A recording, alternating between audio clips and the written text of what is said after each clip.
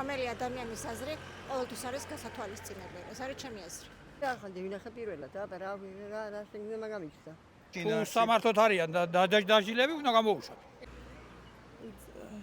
გულსატკენია ყველაფერი და ძალიან რა მაინც რა არის გულსატკენი? რაღაც ასე პირობები და ეს რომ არ არის ამათ ნებაყოფლობით ანუ რაც ჭიათურა შეეფერება და ჭიათურის არის მისაღები. ესე იგი მხარს უჭერთ ამ ადამიანების ბრძოლას, ხო? არა ვარ საქმის კოშში, ასე რომ არა და ერთ წელზე მეტია ეს კარავანი. ხო არის ესე დგას და არ ვიცი ხალხს ვერ ხედავ და არაბინ ჩანს.